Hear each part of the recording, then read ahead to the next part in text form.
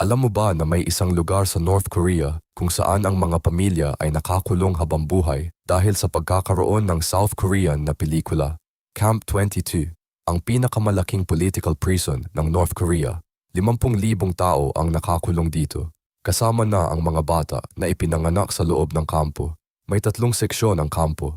Ang pinakamasama, ang Total Control Zone. Kapag nakapasok ka dito, hindi ka na makakalabas. Si Shin Dong-hyuk ang unang nakatakang tao na nakapagsalita tungkol dito. Ayon sa kanyang testimony, nakita niya kung paano pinapatay ang sariling ina. Nakita niya kung paano ginagamit ang mga tao bilang test subjects para sa chemical weapons. Mga batang lumaki sa kampo na hindi alam kung ano ang labas ng mundo. Mga pamilyang namatay dahil sa gutom at torture.